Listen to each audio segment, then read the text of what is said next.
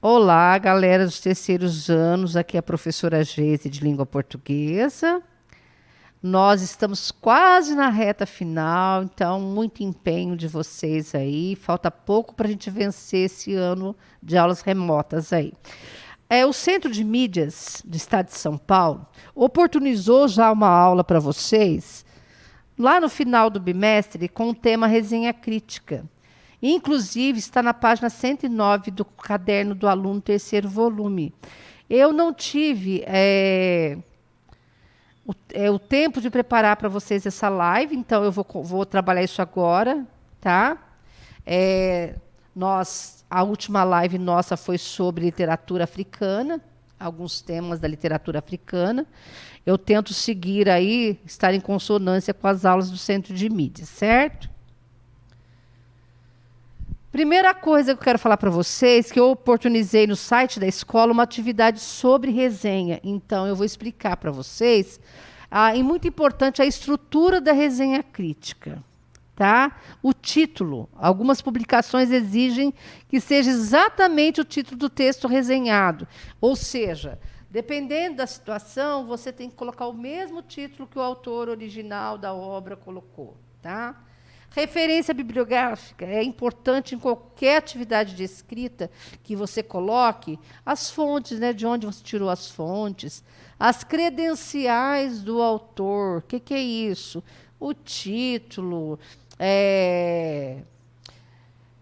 ilustrações, tudo referente ao autor pela questão aí dos direitos autorais, né? Conhecimento. Quando eu vou resenhar um assunto, eu vou fazer uma síntese de um assunto, eu preciso conhecer, ter contato com a obra. Por exemplo, se você vai fazer uma resenha de um filme, é necessário que você tenha visto ou a obra original ou assistido ao filme, para você saber se colocar ali, né? Para você pegar as ideias principais, que é a síntese, e depois você vai se posicionar, né? As conclusões do autor. Então, nessas conclusões, na resenha, há um posicionamento. Se você vai fazer uma resenha, primeiro a síntese, depois você vai colocar se você aprecia, o porquê aprecia, se você não apreciou, o porquê não apreciou, mas não necessariamente, gente, isso é muito importante, utilizar a primeira pessoa, tá?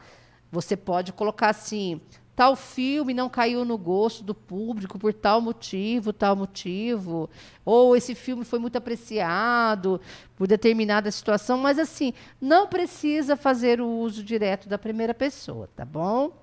Quadro de referência teórica, ideológica, né? Qual que é a ideologia daquele diretor, por que ele fez aquele enredo para o filme, né? Aqui vai fechar novamente a questão da apreciação. Se gostou, né, o porquê, mas sempre dentro do material pesquisado. Não é uma coisa que, assim, da sua cabeça, não. Você vai primeiro ter o contato com a obra para depois você fazer essa apreciação, ou positiva ou não, né? Mas sempre utilizando as teses do argumento, tá? Eu tentei fazer para vocês aqui um mapa mental para explicar melhor, de uma forma mais ilustrativa, como que se dá, né, todas as fases da resenha crítica. Então, a resenha crítica ela vai ter esse posicionamento, tá? Então, a questão das credenciais do autor, que eu já falei para vocês, né? A foto, toda a questão dos direitos autorais, a página, todos os elementos ali atrelados, né, às credenciais do autor, a autoria. Você precisa ter o conhecimento com esse objeto de síntese. Se você vai fazer sobre um filme, você precisa assisti-lo, né, para você tirar a sua tese, a argumentação, tá? As conclusões do autor, né, o que ele tirou ali daquele filme. Pode ser uma obra literária, não precisa ser um clássico, pode ser uma obra que você gostou, um livro que você gostou, pode ser de uma peça de teatro também, Você vai escolher na atividade, eu deixei bem claro isso. Você vai escolher uma obra de sua preferência, até para ficar mais fácil o entendimento seu na hora de fazer a síntese, tá? Porque quando eu gosto de uma obra, fica mais fácil falar sobre o assunto, tá? Dentro da crítica, não usamos a primeira pessoa, né? Você vai, na hora da apreciação, depois da síntese. Gente, uma coisa muito importante que está no gancho aqui: síntese não é o resumo do resumo. Alunos universitários confundem isso. E sim as partes importantes do texto. Você vai fazer uma síntese, você vai fazer um apanhado geral daquela obra, mas não é o resumo do resumo, tá? São as partes importantes. O que é relevante colocar naquela resenha, tá? A referência bibliográfica, isso é importantíssimo, né? Todo trabalho que você faz, onde você pesquisou, né? Em qual site você viu tal obra, tal peça, em qual livro, né? Qual página do livro, qual editora, isso sempre é importante colocar em qualquer trabalho, tá? O título, algumas publicações exigem que o título seja exatamente o título do texto resenhado, ou seja, da obra original, tá? Mas, por exemplo, no meu caso aqui, eu, Geise, não estou cobrando isso de vocês. Você pode dar um título para a sua resenha, desde que não viaje, né? Que tenha a ver com o assunto proposto, com a obra proposta, tá? Né? Tem que ser uma coisa que não vai fugir do tema. Certo? A apreciação é muito importante, porque a avaliação do leitor sobre determinado assunto. É nesse momento que você vai se colocar ali, mas sem usar a primeira pessoa, se você gostou ou não do filme, porque esse filme ele tem um fundamento psicológico, ele tem um intuito social. Qual é a função dessa obra, né? O que ela traz de conhecimento para o leitor, tá? Então, eu acho que vocês observando esse mapa aí, fica bem claro para vocês como montar, né, essa resenha passo a passo, tá? Agora eu vou exemplificar, né? Porque assim, tudo que a gente faz, principalmente no tocante à escrita, sem exemplo fica muito vago para o aluno. Eu peguei um clássico aqui, eu já disse que eu estou deixando vocês livres para escolher, do Romeu e Julieta, né? De William Shakespeare. Por quê? Nessa fase aí do terceiro ano, do segundo ano, vocês se apaixonam muito fácil, então é um tema interessante para vocês, né? A tragédia, né? Na questão aí do romance. Então, tem a sinopse aqui, ó. Há muito tempo, duas famílias banham em sangue as ruas de Verona. Enquanto isso, na penumbra das madrugadas, ardem as brasas de um amor secreto. Romeu, filho dos Montecchio, e Julieta, herdeira dos Capuleto, desafiam a rixa familiar e sonham com o impossível futuro longe da violência e da loucura.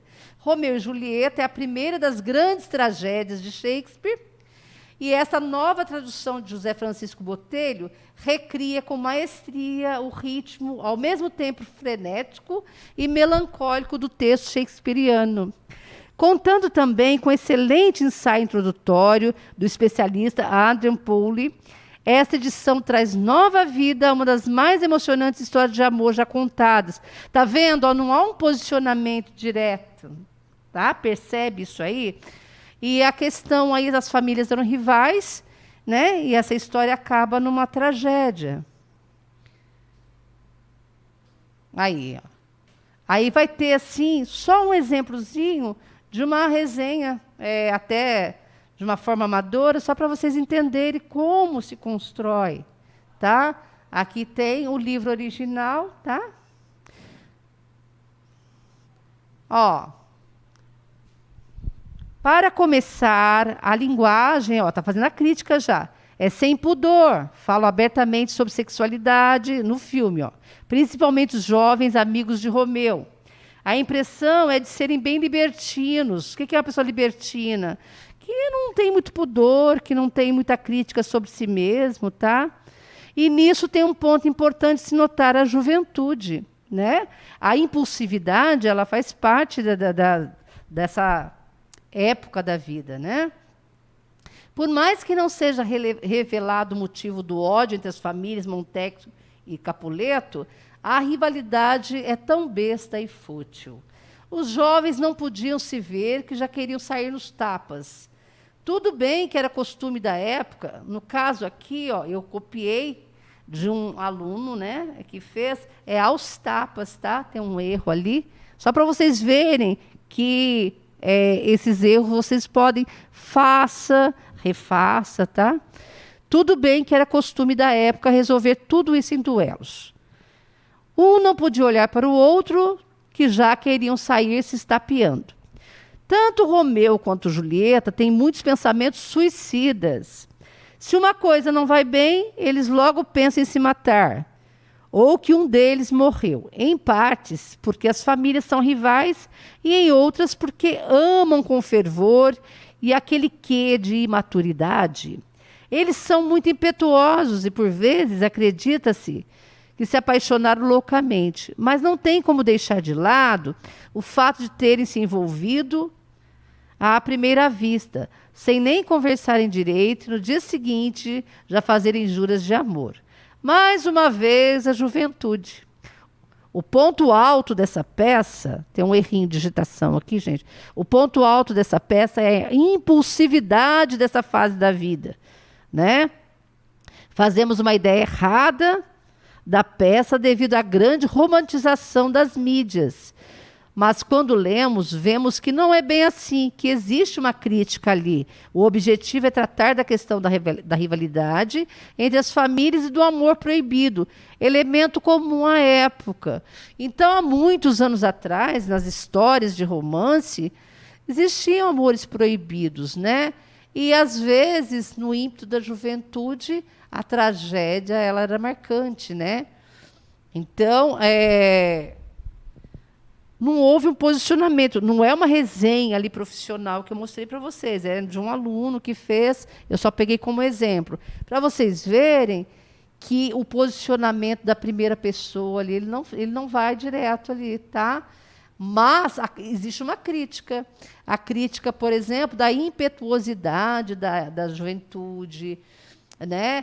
O jovem ele faz as coisas sem administrar muito bem a questão emocional, né? Daria aí até uma boa tese.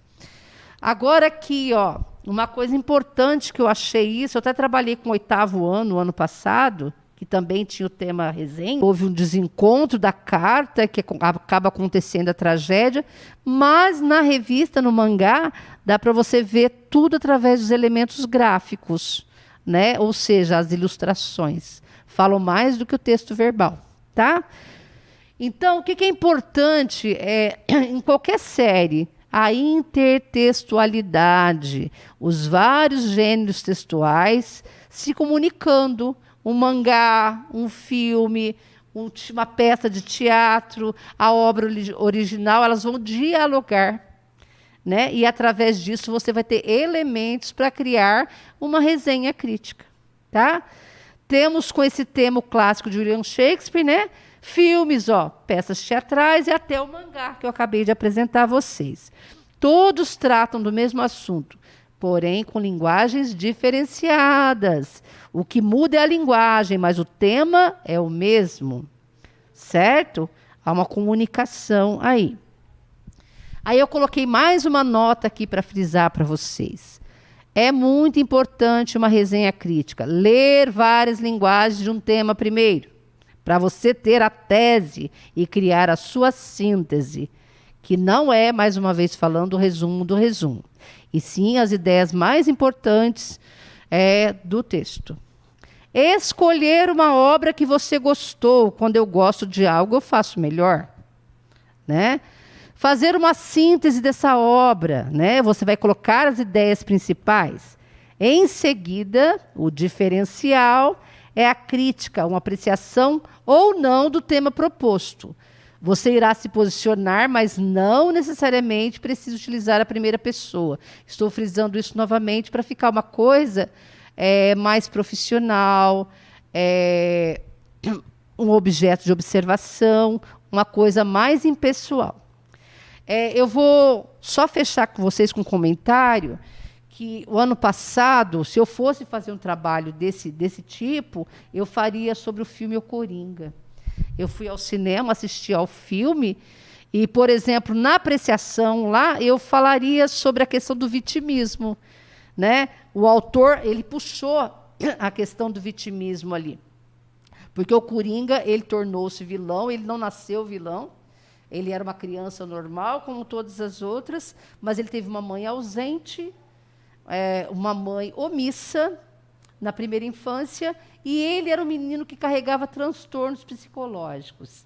Ele foi abandonado também pelo Estado, ele tomava medicamentos fortes, e a psicóloga, todo o aparato que ele tinha para ter esse suporte psicológico o abandonou, o Estado o abandonou. E quando ele se viu solto na sociedade, sem amparo de ninguém, ele descontou todo o seu trauma,